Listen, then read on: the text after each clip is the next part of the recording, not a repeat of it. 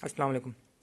अच्छा, अब मेरे पास क्वेश्चन है D2 चैप्टर नंबर 10C, जो कि नए एडिशन का चैप्टर है, या अगर किसी के पास पुरानी बुक है तो वो बनेगा 14D। उसका क्वेश्चन नंबर 7।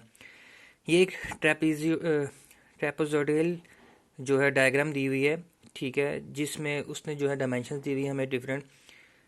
अब ये ट्रेपेजोइडल क्या चीज़ होती है? ये ऐसी एक प्रिज्म होता है जिसकी बेस जो है वो ट्रेपीजियम होती है, यानी कि बेस ट्रेपीजियम, और बेस वो पार्ट होता है जो फ्रंट और बैक एंड पे सेम शेप दिखा रहा हो हमें, ठीक है। तो इसमें उसने हमें डायमेंशंस दी हुई हैं, जिसमें A B is equal to D C is equal to 40, उसके बाद P Q is equal to S R is equal to 88 centimetre, P S is equal to Q R, इसी तरीके से सारी दी हुई है। और इसमें जो हाइट दी हुई है प्रिज्म की वो दी हुई है 70, ठीक है। अब इसको हम सॉल्व करेंगे। इसमें हमने फाइंड क्या करना है? हमने फाइंड करना है वॉल्यूम और सरफेस एरिया। तो वॉल्यूम फाइंड करने के लिए सबसे पहले हमें पता है कि हमने टोटल शेप का वॉल्यूम बताना होता है। तो इसमें जो है ये कॉम्पोजिट एक डायग्राम है, कॉम्पोजिट ज्योमेट्रिकल फिगर है, यानी कि दो शेप के साथ मिलकर एक जो है सॉलिड बना हुआ है। एक हमारे पास ये सिलेंडर दिया हुआ है जो कि हॉलो है, और एक ये प्रिज्म दिया हुआ है, ठीक हो गया। तो इसका जब हम वॉल्यूम फाइंड करेंगे तो हमें इन दोनों का वॉल्यूम फाइंड करके ऐड करना होगा। तो वॉल्यूम ऑफ प्रिज्म का फॉर्मूला होता है बेस एरिया इंटू हाइट।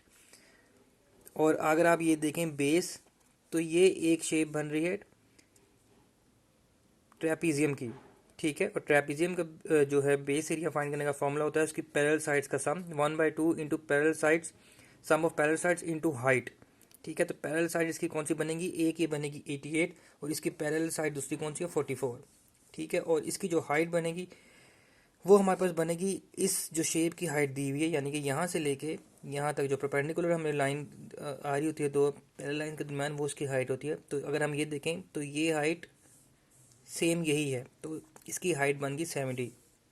तो इसका जब हमने वॉल्यूम फाइंड किया तो उसका फॉर्मूला बन गया 1/2 into sum of parallel sides into height, ठीक है। और मल्टीप्लाई बाय 25, ये वो हाइट है, यानी कि बेसिकली ये वो लेंथ है जो इस प्रिज्म की हाइट है, जो कि बेसिक फार्मूला है हमारे पास वॉल्यूम ऑफ प्रिज्म फाइंड करने का, यानी कि बेस एरिया इंटू हाइट।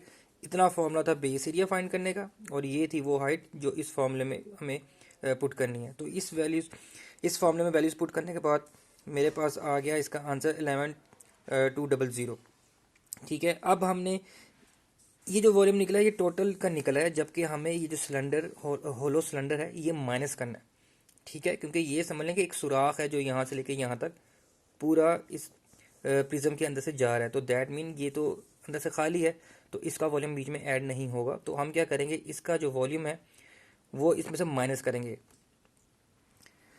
तो वॉल्यूम ऑफ सिलेंडर हमारे पास आ गया ये सिलेंडर, वॉल्यूम ऑफ सिलेंडर का फॉर्मूला है पाई आर स्क्वायर एच। अब यहाँ पे आर की वैल्यू गिवन नहीं है, तो आर इसने दिया हुआ है 30, सॉरी डी दिया हुआ है 30 जो कि है डायमीटर। तो डायमीटर को जब हम 2 पे डिवाइड करेंगे तो हमारे पास आ जाएगा आर। तो अब इसका फॉर्मूला बनेगा पाई आर स्क्वायर एच। तो पाई की वैल्यू, आर की वैल्यू और एच 25 जो कि हमारे पास गिवन है, हमने जब उसकी वैल्यूज पुट की तो हमारे पास आंसर आ गया ये। इसको जब हम 3 सिग्निफिकेंट फिगर्स में कन्वर्ट करेंगे तो 943 सेंटीमीटर क्यूब हमारे पास आंसर आ जाएगा।